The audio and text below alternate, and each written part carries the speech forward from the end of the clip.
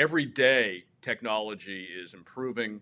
There's a lot more tools to help HR coming out. That's why we went with the talent acquisition tool, which we're looking at a AI coaching model, which takes personality data from the employee, whether it's the DISC or they can take a survey online, and it will, based on their personality style, assign them a virtual coach who will fit that style. They keep telling us that it's all over for HR. The age of AI is upon us, and that means HR should be prepared to be decimated. We reject that message. The future of HR won't be handed to us. Instead, it'll be defined by those ready to experiment, adopt, and adapt.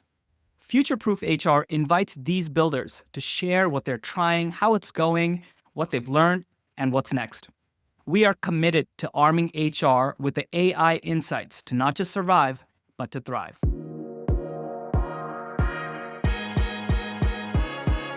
Hello and welcome to the Future-Proof HR podcast, where we explore how forward-thinking HR leaders are preparing for disruption and redefining what it means to lead people in a changing world. I'm your host, Thomas Kunjappu, CEO of Cleary. Now, today's guest is Ken Moses, the Chief People Officer at Cascade Environmental.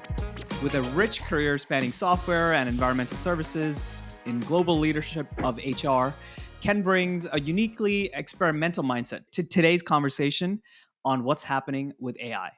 From policy drafting to manager insights, recruiting bots, to intern transformations, Ken is living the innovation HR leaders often talk about, but rarely operationalize. So I'm excited to have this conversation. Ken, welcome to the podcast. Thanks, Thomas. Great to be here, and I'm looking forward to sharing some insights and maybe some stories with your base out there. Absolutely. So let's start with what's that sign I see? So drinking wine at lunch is not a crime. What's that about? Is that true? I don't know. You know, it's funny. That sign I've had since probably 2006, 2007. I got it in a restaurant in Phoenix. I was working for a software company at the time and was doing an acquisition. And one of the perks that the acquired company had was every other Friday they would provide the employees with beer. They'd have a beer cart, literally a shopping cart full with beer, and they would go up and down the aisle, giving every employee beers, and they'd do a big cheers then. That was also during the time when tech would have Friday beer bus and kegs and things like that. So when we acquired the company, I was doing the integration, and the first question I got is, are we going to lose our beer cart? And I chuckled. I said, over a course of time, we'll probably have to phase it out because of liability. However, on the first one, post-acquisition, I want to push the beer cart. And they looked at me like I was crazy. And they said, you're HR. You're not supposed to do that. I said, I'm a business-focused person. What a better way to meet employees and have fun and learn your business and your culture by me doing the beer cart.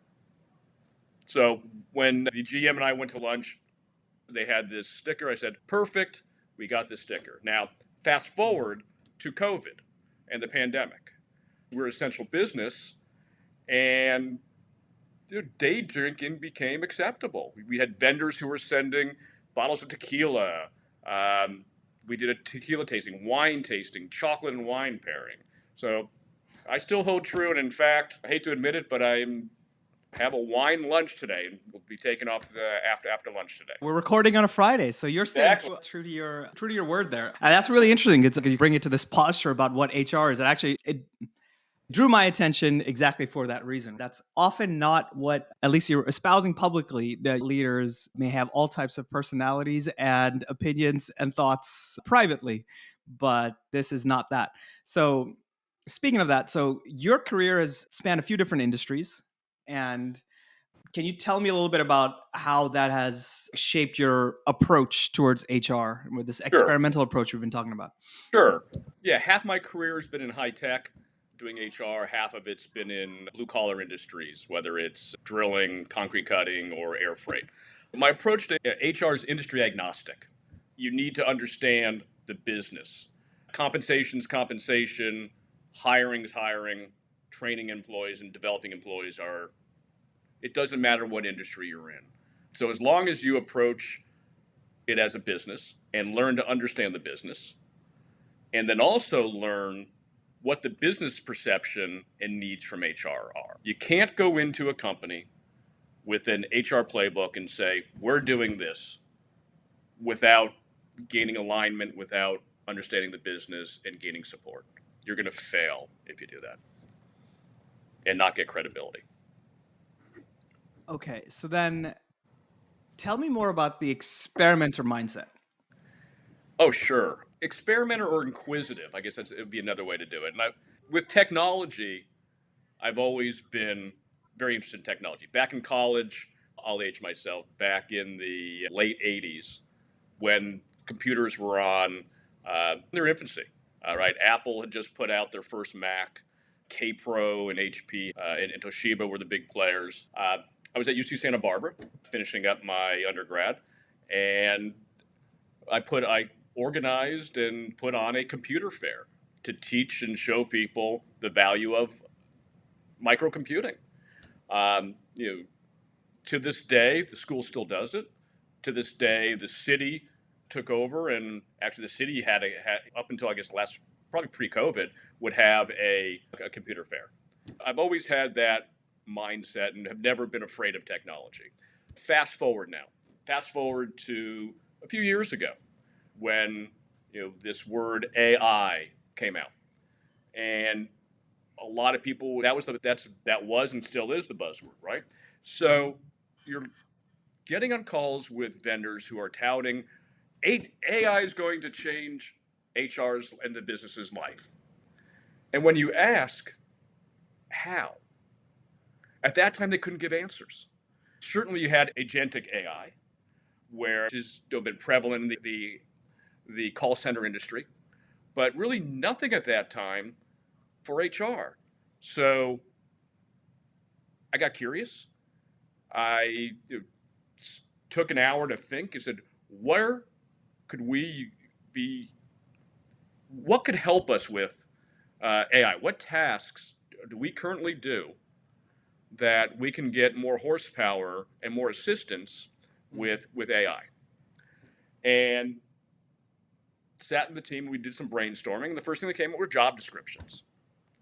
Low-hanging fruit.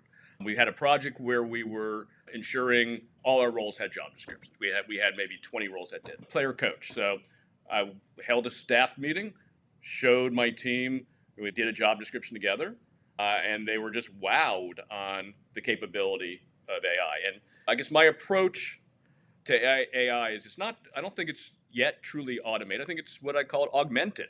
It still requires some human interaction, human touch to it. From there, we did policies, internal communications. It allows you to put words onto paper, and then you could edit with the voice. Fast forward to our engagement survey. For the past 3 years, we've done employee surveys and engagement surveys, and I would laboriously go through the surveys, try to determine what the trends are, try to look at themes, observations, statistical analysis. And I thought, okay, what if we use AI? What if I put data into AI? And I have to be careful because if you're using chat, it's public data. So whatever you put out there could be available to others. We have chat, and we also have a Copilot, which is more internal. So I put the data in there, and I started experimenting with different prompts and came up with a prompt that would give me exactly what I needed. I wanted to write a report for each of our people leaders, which showed them their data, showed them their top scores and bottom scores, and gave the analysis and observations of what it means and how to improve it. Prior to that, I was doing it manually, and it took me to do, let's say, 100 reports. It took me 4 to 5 months. With AI, I was able to get that down to about 6 weeks. AI provided the structure and the words. I clearly had to go in and edit. AI is not foolproof. They still have what they call hallucinations. They make up stuff sometimes, but that got us down that path. And I was doing advising for the company we used for the survey, and I said I've been talking to them about including AI in their model. So rather than having to go out and do it, by a push of a button, have AI analyze your data, build in some prompt questions, and in their latest release, they were able to put AI into it, which is phenomenal. Recently, we've taken it to the new level. We've taken a look at how we can improve our staffing process. You can imagine in a semi-skilled industry, you're doing a lot of hiring. So when we looked at our hiring process, it was how can we improve the efficiency of our two employees in talent acquisition so they can do bigger and better things for the company. So we partnered. I was at a conference and in Miami, or Lauderdale, and met a guy who owned a company. He was from the Bay Area, had an AI tool which would actually contact the candidate, interview the candidate based on questions we said. It was like having a conversation with an employee. It was the voice was and the cadence and the modulation was perfect. It adapted to what the candidate was asking. They'd ask about benefits. They would have a question on that. If the candidate spoke Spanish, it would on the fly convert itself back into a Spanish speaking AI tool. Now, we decided as a company we were going to be transparent and let the candidate know this is an AI bot. But it's been successful. The discussions on candidate from an EEOC standpoint is AI discrimination proof. And we're not letting AI and the tool make our decisions on candidates. That's where I say it's augmented. We're coming in and evaluating what the bot put together for us and making a decision. So you've gone through so many different examples, which really speaks to the practical experience that you've had, right? Trying to bring this concept technology into the day-to-day practices of a real live HR function. I'd like to go through each of them one by one. I counted 4. Let's go through job description, internal communications, analysis in terms of, I guess it's about performance reviews, as well as arguably the whole entire interview process to some degree. Then go through it with a couple of lenses. Just what was the idea or the spark for that to go into that particular use case? What would be the outcome if you were successful using AI for it? And then, what governance or data or privacy, if anything, issues are there related to it? And I think it's interesting. We can do it in rapid fire, but I think it's interesting to go through that real quick for a bunch of these use cases, because these are often some of the internal blockers, I think, for a lot of HR professionals about how you actually go from an idea or reading an article to getting to something successful out there, right? So job description, how did you, in your particular case, how did that come up as initial thing to try? And then how do you know that you're successful? What is AI actually helping you do there? And then are there any privacy or governance implications? Sure. Look, throughout my career, I've always taken a look at the HR function, and my team knows that we're overhead. With or without us, the company will still make its product, will still pay for employees, will still provide services. So whatever we do needs to provide value. And at the same time, I've always taken the position that we need to take a look at the less value add, the time sucking work, let's call it, and find ways to become more efficient, whether it's outsourcing like we've done with leave of absence administration, or rely on tools, AI. And for those that have written job descriptions before, cut my teeth in compensation. So I've written a lot of job descriptions. They're dry, they're not always fun. So I said, why not try out AI and see what it can do for, I did my job description first, as Chief People Officer. And it gave me some great starting point. So from there, I was able to add the prompts. All right, HR in the environmental industry, responsible for talent management, talent acquisition, comp and benefits, the whole suite of HR, and came up with a document, shared it with my team, and said, "Wow, this is pretty good." And that's when I held the meeting and showed them how we can do it. So it was definitely done for productivity savings, efficiency, and again, sometimes the hardest thing to do is put pen to paper.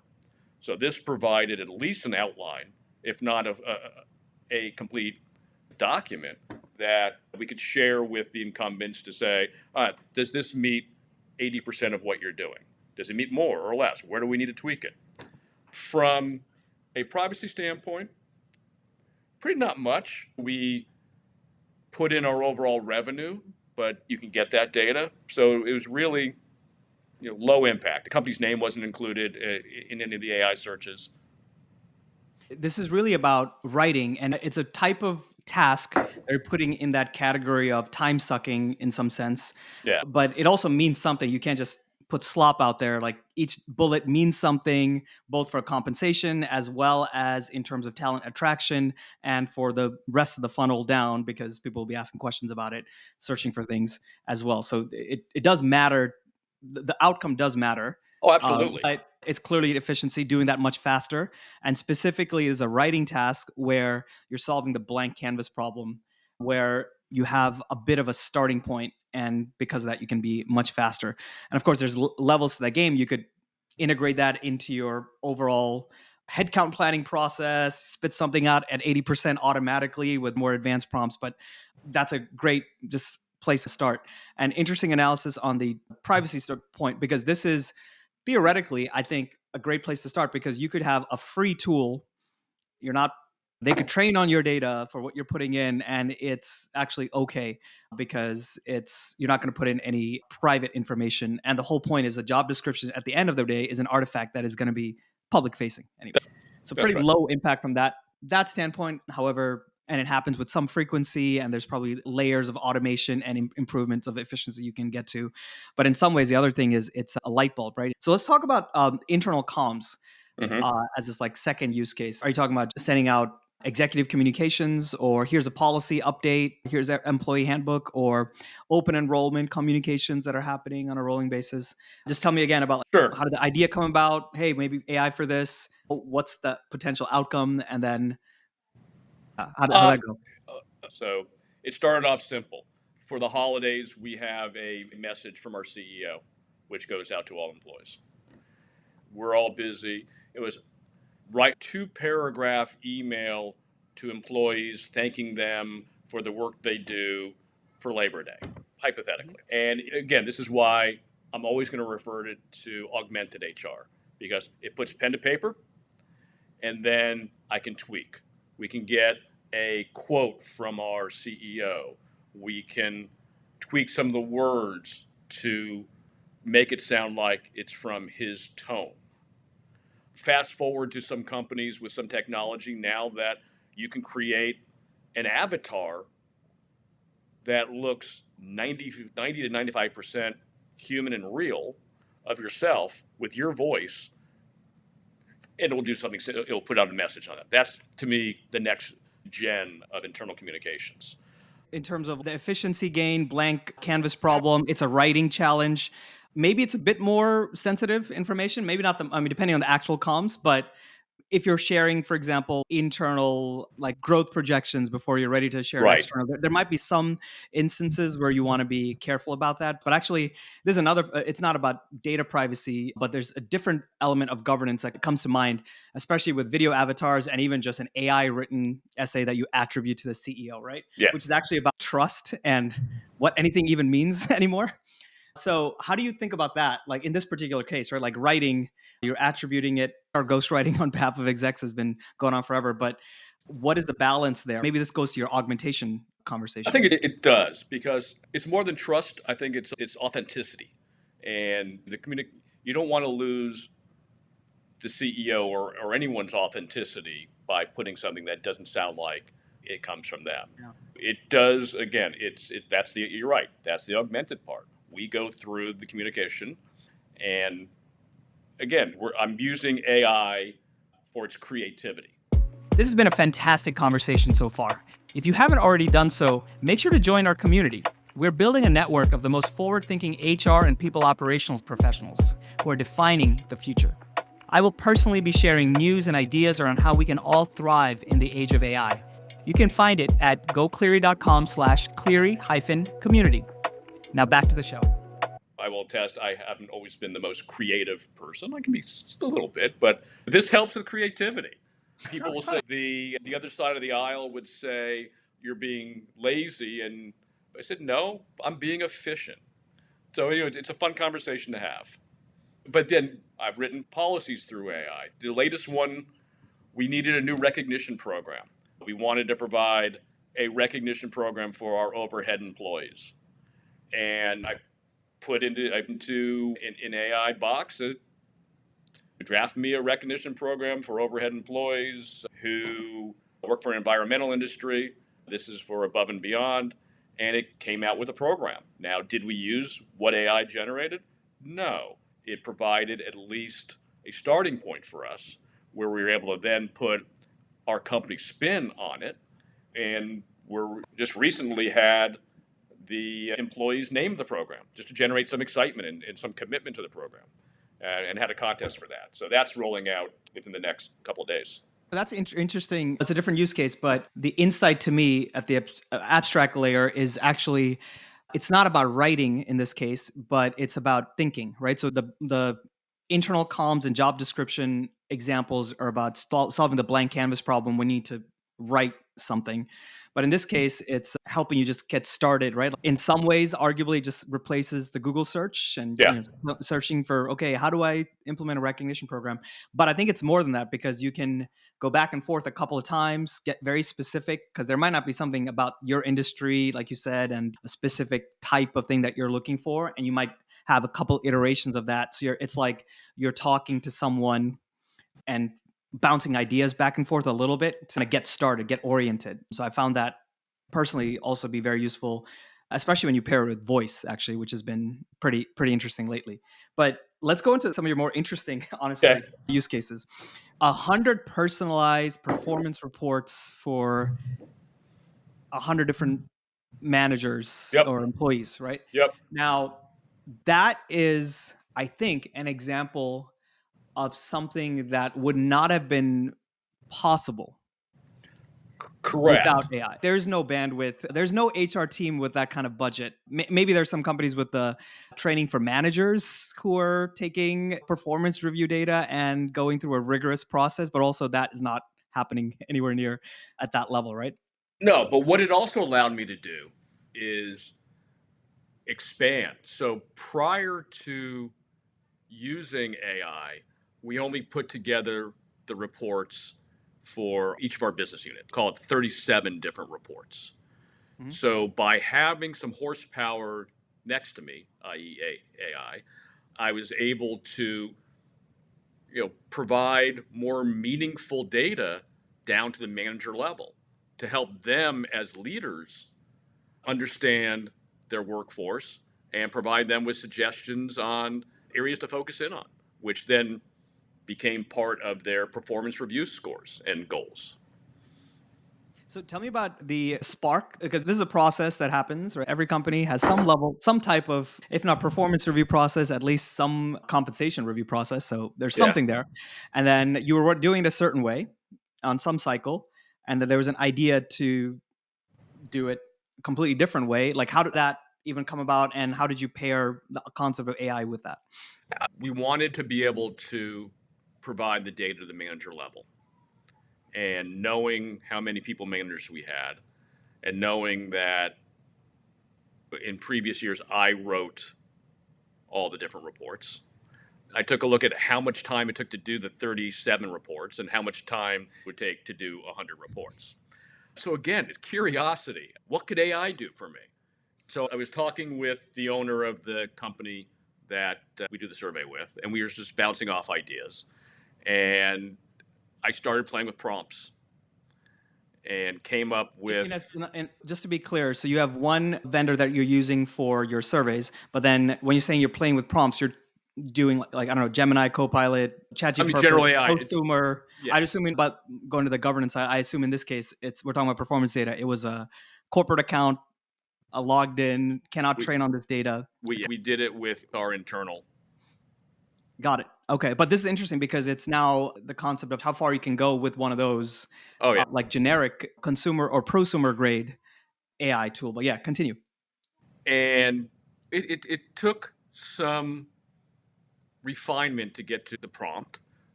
I asked things like trends, observations, strengths, development needs, areas of improvement, create an action plan to accomplish, and went through a refinement and got to something which I liked. One of the frustrating parts of using an AI tool is you may have the greatest prompt and you love the direction, you love the formatting, but after doing a number of reports, it changes. And that's frustrating because then you have to try to go back and either recreate what you had before, try to refer it back to one of the other reports it created. So that was challenging at times. But yeah, Yeah, we so that's a create. probabilistic. So when we're used to deterministic outcomes with a lot of software with if-then logic, this is a little bit different, and it leads to those like frustrations. That's why I love that metaphor of like you're working with a very smart intern, but with its own like little quirks that you're not going to get quite right. And you're right to point out some of the pitfalls, right? I mean, these are some of the reasons why people kind of give up or don't even get started, right? But I think it's actually very valuable you to have gone through that, right? That process and seeing some of the ins and outs. And I'd love to hear the second half of that story. Does that feedback that you give back to the vendor that you're working with, which, and in a way, because some of those problems can be solved with a more purpose-built tool focused on that over time. Yeah, over time, he's refining his tool because some of the vision we had on it is rather than having to type in a prompt automatically in there and will generate the report for you. That's the next generation of that. But I think that's the fun stuff with AI. Every day, technology is improving.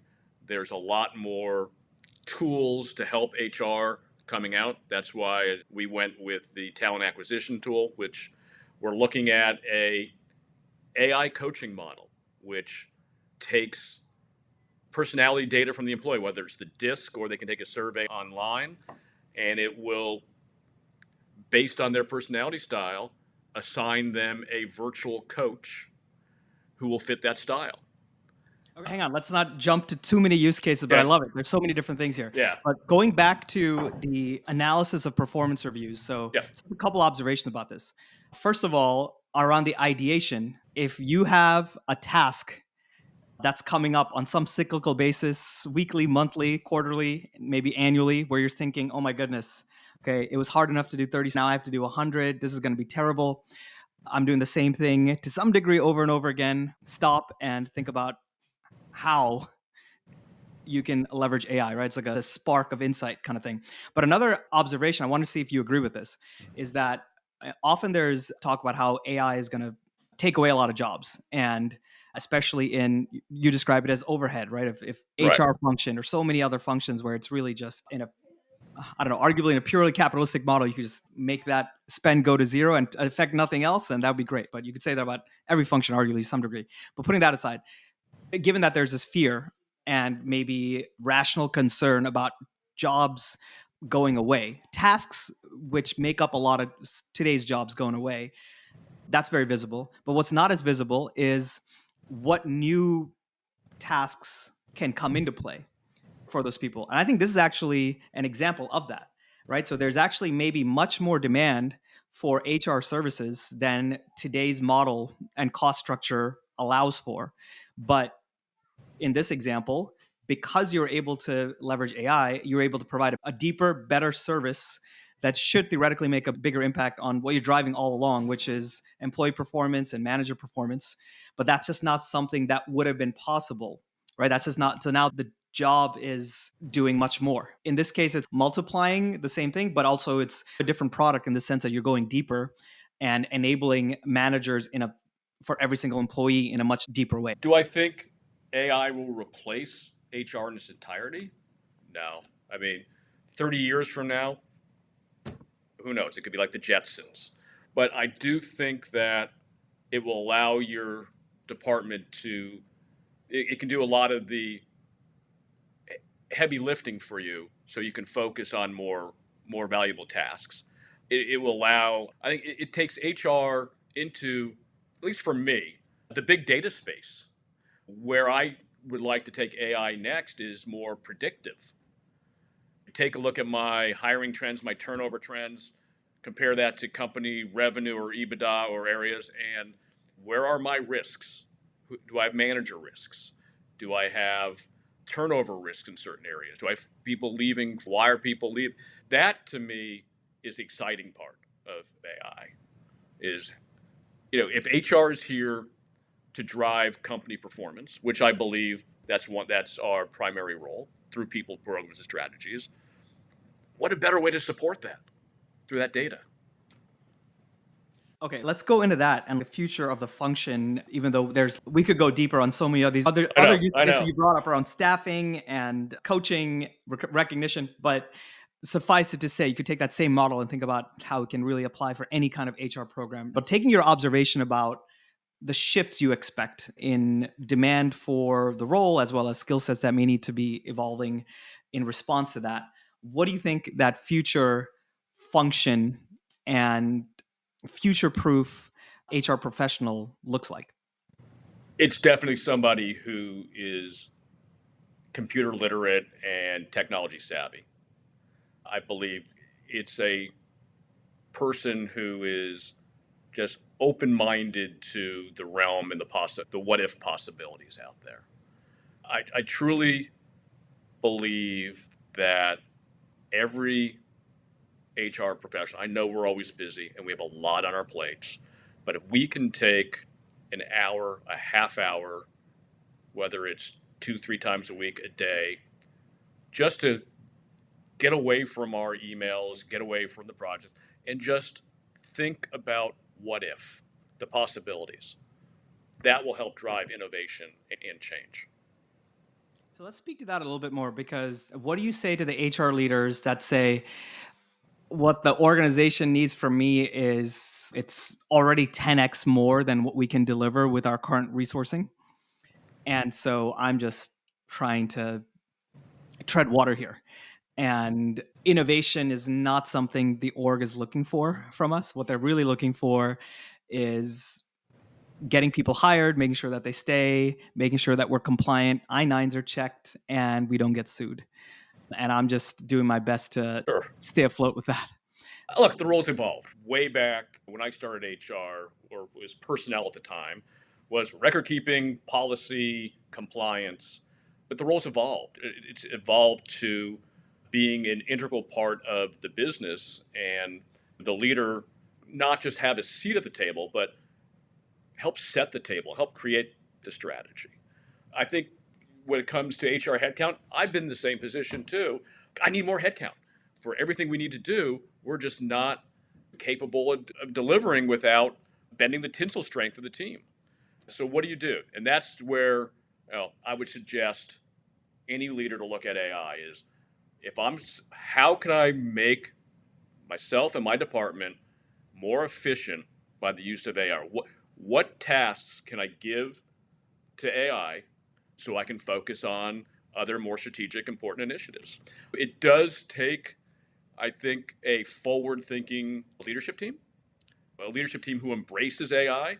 You can then put AI in the culture and start training your employee workforce on AI. I think different industries will adopt it quicker than others. So my last question then about this is, we've talked about a lot of different experiments you've done personally, and then it's gone in towards a team and things that you've full on implemented at the organization, all the way into changing your, at least for some subset of roles, the way you do interviewing with leveraging AI. So some of that takes alignment, of course, beyond the HR department, and including and up to experimental or full on budget, right? So how Sure. does those conversations happen, especially in relation to what you mentioned before, which is, let's, as more so than ever, we're overhead.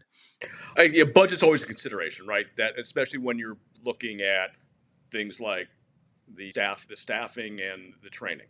When you have to balance that with your role in the organization to improve performance of the organization and increase the skill sets of your employees.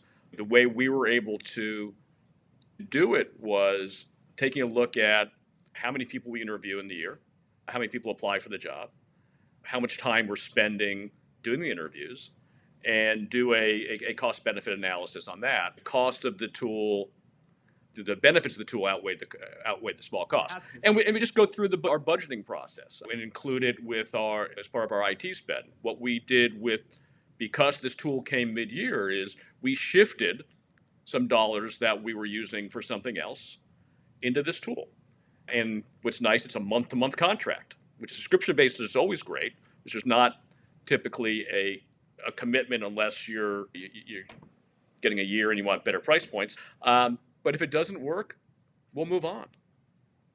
Flexibility is key, and then getting an ROI case, and which Definitely. also goes back to understanding the business even beyond the function. But it is possible even when there's pressure. Absolutely. I love that. So let's say, just to close out, I'm curious, Ken, let's say we're talking in 2 to 3 years from now. What do you think looks like is table stakes for HR professionals and HR leaders, which seems like an emergent thing today, whether it's a skill, an activity? What comes to mind? Wow. I'm going to stick with the big data. HR is going to be asked to equate people data into improving company performance, and whether it's trends, risks, areas of opportunities. I think that's going to become more prevalent.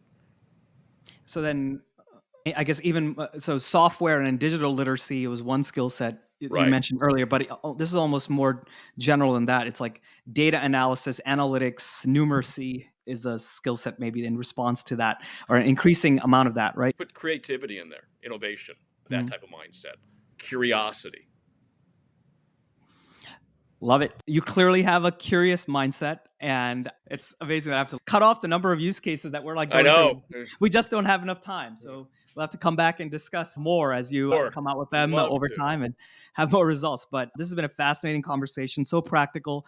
Thank you for talking through how you thought about and very tactically implemented some of these use cases at your organization. And I think it'll provide some light for others to reflect in about what could be possible in their orgs as well. And with all that said, I want to say thank you once again, Ken, to everyone out there. Good luck as you are future-proofing your organizations and your HR function. Signing off. I'll see you on the next one. Bye now. Thanks for joining us on this episode of Future Proof HR. If you like the discussion, make sure you leave us a 5-star review on the platform you're listening to or watching us on. Or share this with a friend or colleague who may find value in the message. See you next time as we keep our pulse on how we can all thrive in the age of AI. Hey, it's Thomas again. One quick question before you go. Are you and your HR team tired of answering the same employee questions again and again in Slack? If yes, our Cleary AI-powered Slack bot is here to help. It takes routine employee requests and answers it automatically while freeing up time for you to take on more important tasks. At the same time, it automatically builds up an HR knowledge base as you go. It's quick to set up, works right in Slack, and you can try it for free. Just head on over to gocleary.com/HR-chatbot to install it. It's again, gocleary.com/HR-chatbot. Thanks again.